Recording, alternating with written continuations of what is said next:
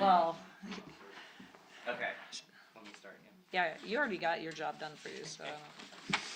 Obviously, we began Friday, doubleheader in Clearwater, and we'll be there for the next 11 days. So you all enjoy your cold up here.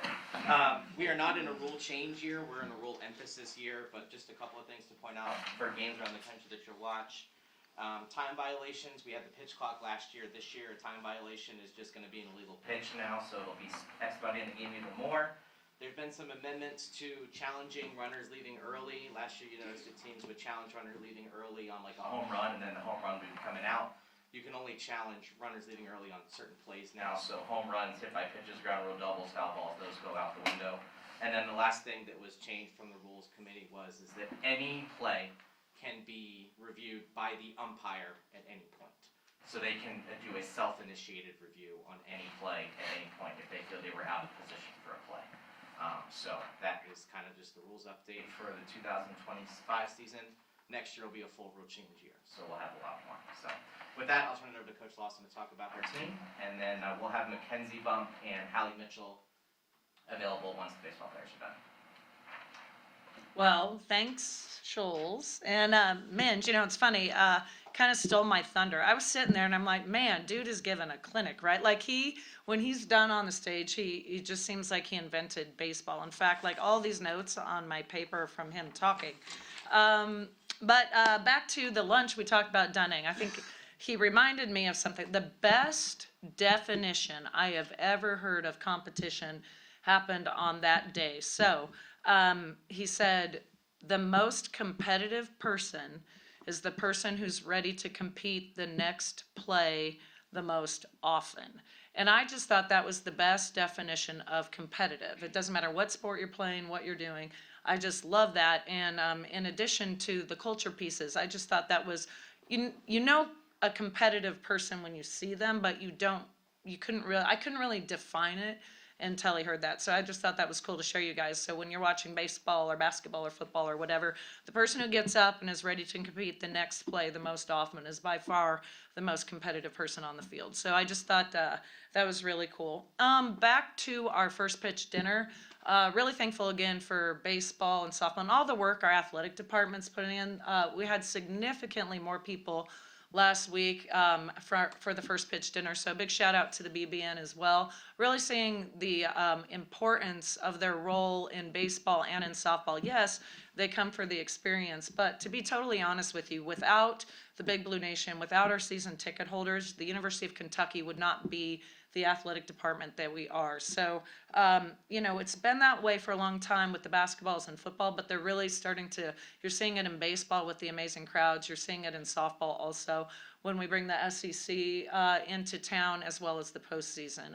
The baseball environment last year, we were able to actually bring one of our recruits who ended up signing with Kentucky, Sarah and Maddie came to that. So both of them, they came. It was the most amazing environment to bring them to. I'm like, yeah, softball's like this all the time, even on a Wednesday afternoon. So it was just really, really fun to bring them to that environment. Also want to give a shout out to my staff. We actually have the same staff coming back. We've had the same staff. I'm starting my 18th year at Kentucky. The entire time Coach Himes has been with me, our associate head coach. Molly Johnson Belcher she's actually increased her role over the time she's been here. She was actually here a year before us. She's Kentucky's first ever All-American and our first Hall of Famer in the sport of softball. Brittany Cervantes is our director of operations. She's actually Coach Himes and my first recruit here ever at the University of Kentucky. She is an Olympian. And Grace Ballman is starting her 4th season as a coach. She is our pitching coach. And she played for us for 4 years as well. So have a really strong staff. Also want to give a shout out to my pit crew, which are my managers. I've had 3 of the same managers multiple times, and also we have a new bullpen coordinator. He's done a really good job for us as well, and I don't give them enough love. And then of course, Minge I'm not going to talk about the marketing and the game operations and all that. He did a really good job with that, but we have an army of people who are working for us to continue to put a great product on the field. So once the weather turns, basketball season's over, everything flips over to softball and baseball, and just really proud of the teams that we're putting out on the field. As far as softball is concerned, you're going to look at a completely new team this year. So we're kind of the new look Wildcats. You know, years and years ago, I'd heard someone told me, if you want to change, you have to change the people. And at the time, I was like, they meant just getting completely new people. And I do agree that you do need you need to be able to plug where you're not getting it done, and also just new energy from the outside. So we're able to do that. But I also think that current returners can change their mindset. And if you're in enough pain and you're willing to change, you can also change yourself. And I believe that we've done both things with this team. So really cool. Once you go to the World Series, once you go to Super Regionals, it's not the same anymore. Like, those are the standards, that's the expectation. When you're doing things you've never done it before, it's really easy. It's once you've done things before and you want to get back there that it is really hard. And that's why I'm a total believer in our baseball team. So 2 years ago, when they made it to Supers, did a really good job. Then they had new guys come in next year, and I was like, ooh, that's going to be rough. You're turning it over again. And the fact that we were able to do it twice in a row and with completely new people really has made me a believer in their culture. So as well, so really excited about that. But from our standpoint, we've done captains a little bit differently this year. Really proud of our captains. You have Lauren Borzilleri, who total team first mentality. She's going to be probably our lone everyday starter in the infield. She's a great team leader. She's loud. You know, we took her out of the game when we played in the Boo, and that was a disaster. And then she was sick last week in practice. This flu was going around, and she has never missed. So anyway, she wasn't there, and we had a practice, and we were okay, but it just felt like a Tuesday. You're just like, what is going on? And it wasn't until the end of practice that I realized we were missing Lauren. So she's one of our team captains, a great choice. Oh, by the way, the players vote for the captains. Coaches have a say into the captains, but the players really get the majority vote. So really cool. Ella Emmert, she brings a ton of energy. She is brilliant. She's a smart person. She's also president of our SAC. She's just awesome. She's fun to have in scrimmages. When she comes onto the field, she just makes everything better. So really excited about the work that she's put in. Alexia Lacatena, a name that you've heard over the past. She's by far our most experienced pitcher coming back, but you're not going to recognize her. She is very different this year. She's really taken ownership of her role as a team leader. She's not only worked on herself physically, but she's also really worked hard on her mental game. She's come back from Italy, also an Olympian, but she's just different now. We do competitions in the weight room. We do a lot of things, and they're on time or amount of weight or whatever. And there's certain competition. She will just not lose anymore. She's incredibly competitive, and she's really changed her mindset to really go after things as opposed to kind of being tentative and sitting back a little bit. I've really been impressed with the work she's put in. And then we have Hallie Mitchell. You're not even going to recognize her. You're going to be like, where did this transfer come from? She is completely different physically. She's done a good job buying into the nutrition side of things and strength and conditioning. Those are two core principles in our program, and she's really bought in. She's done an exceptional job, and you really saw the improvement in her play this fall. She was awesome offensively. She's done a really good job behind the dish, and really just continued. We have one of our core values is continuous improvement, and she did a really good job with that. The circle, we talked about Lacatena. She's come back, and what I've been most impressed about is she's not only commanding the zone, but also she's changing speeds. She's really come into her own as a pitcher. Been really impressed with the work that she's put in her command. Sydney Langdon, a name that we saw a little bit last year. When she pitches, her whiff rate was top 5 in the country, but what she's really worked on is she's continued to improve her command. Her efficiency is off the chart. She keeps her pitch count really low and still gets the swing and misses. So I'm really impressed with her. She's also a really good team player. She's always looking for ways to help her teammates out. She always has her team's back, and that's an important thing when in a pitcher, because like Minj said, it always starts with the pitchers. Well, in baseball, there's an army of pitchers who aren't playing. In softball, you don't have as many, but in softball, because we're always facing the Friday night girl, or in our case, the Friday night girl is always on the mound. It's important that they have a good team first mentality. Sydney's done a really good job with that. And then you have 3 new players. I already alluded to Sarah Hendiga. She's changed completely. I think where she came from, they probably wouldn't even see. She is by far the most mature player on our team. She has great experience. She's very competitive, also off the charts. I think when she gets a little game experience, she's going to be very impressive and surprise some people. And then we have newcomers in Anna Mock and Allie Blum. Both very good multi-position players, both great hitters, very strong for their age. When you look at them, you'll think, oh, not size-wise, not very tall and impressive to the eyes, but when you see them in the weight room, pound for pound, they are very impressive, and they can hit the ball over the berm, which is something that surprises me when you look at them. Outfield's going to be interesting because we only have 2 outfielders that are outfield only. The other outfielders will come from our multi-position players in the infielders. So the 2 outfielders we have are Delaney Sullivan in center field, and then Peyton Plotz, who is in right field. Peyton, huge arm, great bat, very steady person, very steady player, just brilliant. Probably going to be the heart of our order. Just really feel good about the work that she put in. So that is actually our entire team. So unlike baseball, who has, what'd you guys say, 21 new guys or something crazy? 29 new guys. We only have 20 people on our roster. So that's, I believe, everybody. I hope I didn't forget somebody. So did I forget someone? My staff's back there they make me nervous. I don't know if every head coach goes through this, but my staff makes me nervous. Okay. Questions? Rachel, what is life after Aaron Goffel like? It's different. I'll tell you. Now Scholes is my statistician, and I ask him some questions, but he unsolicited gives me a lot of statistics that I really don't want. And one of them was we're only returning 25% of our doubles or something. Now Aaron and Grace Lawson were the lion's share of those. So it's tough because Aaron's one of those people. Grounds crew, we have an unbelievable grounds crew, but they're always yelling at me. You told me you were going to start practice at 1:00, but there's Aaron at 11:30 taking ground balls, messing up the dirt. And I'm like, well, guys, it's Aaron, so you're just going to have to get off or figure it out. So that's the hardest thing. Aaron was always around, and she was always improving herself.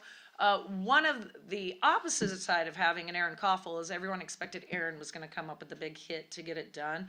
I would say this year we have a much better team concept, and we definitely have more power throughout the entire order. So we're not just relying on one person to get it done. Last year we saw some bright spots at moments, but it was just too much of a grind, always relying on one person. So I feel really good about the team part of this. Really, really much better mindset in terms of everybody knows how that they have to contribute. One thing that I'd always tell our team last year, if we're going to go far, we have to go together.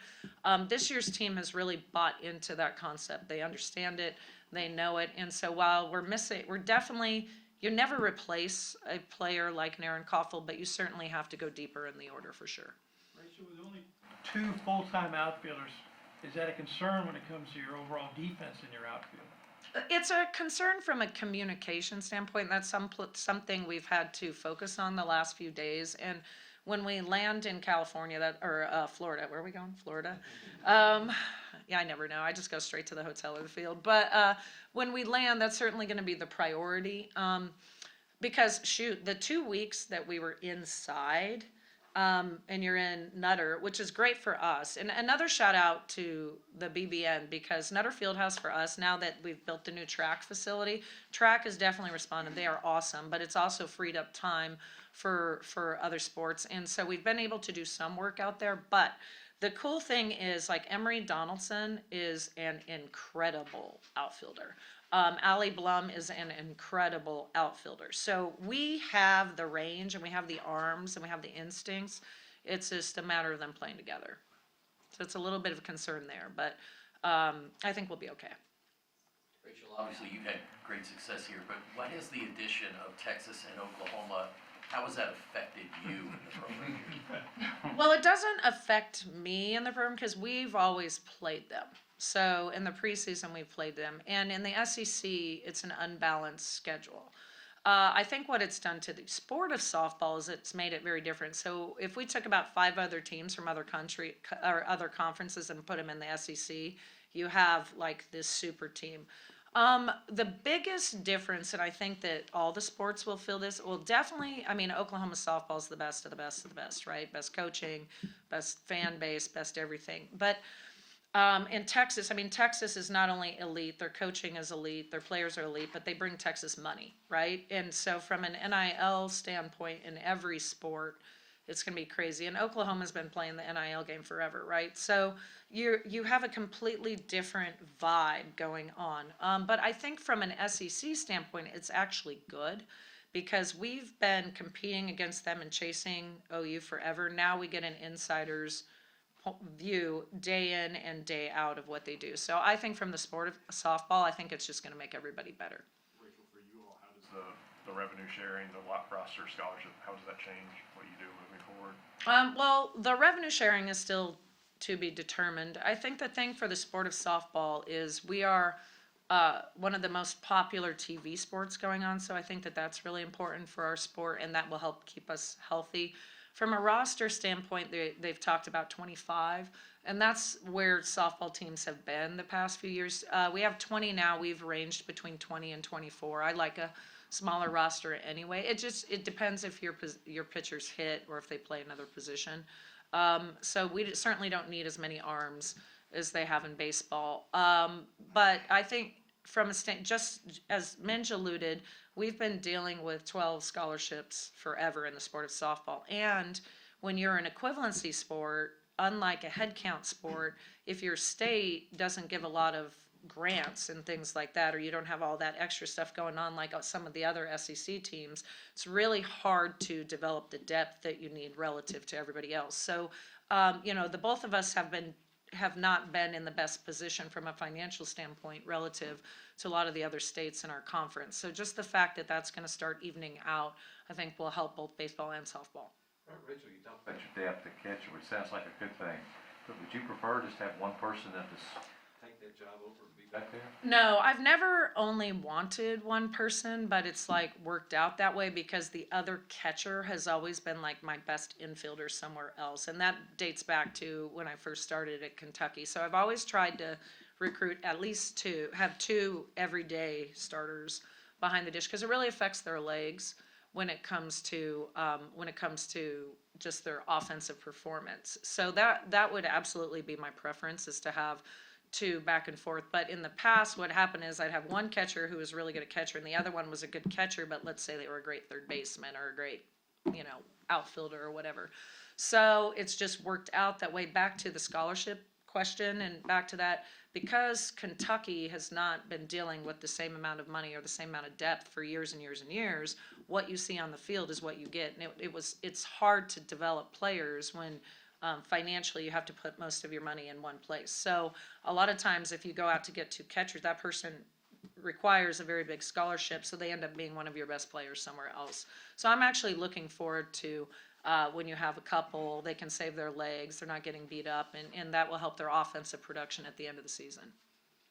Rachel, You've been doing this a long time, I think 18 years. I'm old, I know. But no, during this period, at least when I've been covering the team, you've always mentioned Oklahoma City at these media days. I didn't hear that today, and due to all the unknowns with this team, do we need to maybe, for our own peace of mind, lower our expectations a little bit? No, absolutely not. I mean, Oklahoma City is where you go. That's what you do. I want to also win the SEC.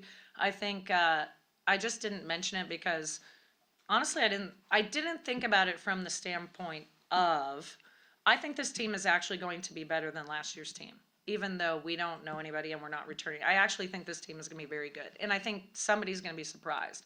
So either I'm going to be very surprised, and that rarely happens, or the rest of the country is going to be very surprised. I'm putting our focus right now. So here's the thing. In order for us to go to Oklahoma City, we're going to have to become better at communication.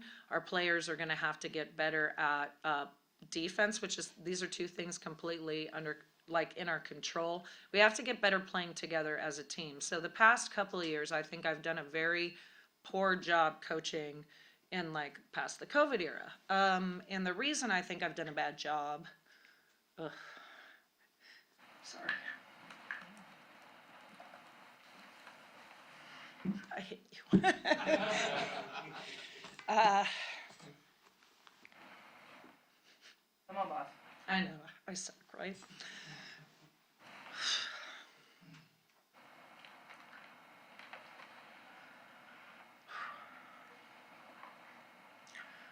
It's really hard to be loyal in today's day and age.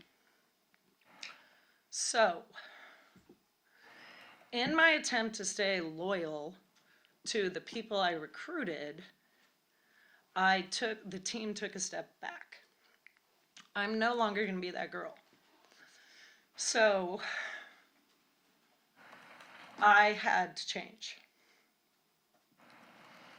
So, with that said, I had to figure out, number one, that my loyalty is to the Big Blue Nation, my loyalty is to the University of Kentucky, and I have to make sure that I set the standards at this level. And any player who wants to live up to that standard is great. But there were players that I was allowing to live under the standard. They were being entirely too selfish. And last year, you really saw it come to head because I tried to make it mix. And I couldn't. So I had young, really talented players who are bigger, stronger, faster, who probably should have been in the lineup all the time. And then I had the older players that I was trying to be loyal to, and it just wasn't working. And to be honest with you, nobody understands the deeply flex rule, so the older players just thought I was messing with them the entire time. Where in softball, you have a little more flexibility to be a little more creative. In my attempt to be creative and to make it all work, to be loyal at the same time as to try to grow the program and keep up with the super teams, I did a really bad job. Okay, so I'm not going to do that anymore. So I'm going out, I'm recruiting bigger, stronger, faster players. If that means I have to look over players that I used to look over that we spent a long time developing, or we've had to do that recruiting because players don't allow you that flexibility anymore. Neither do parents. So the expectation is to win and to win now. So I'm focusing on what it takes to get back to the blue collar mentality, true blue, and we're going to win. Coach, this is Good a one, Ann. program that, No, it's okay. back in the day, played home games at Woodland Park. And Yeah. Now you've got standing room only on the berms for regionals and super regionals. Just how does that strike you in terms of what it now means to the community and vice versa?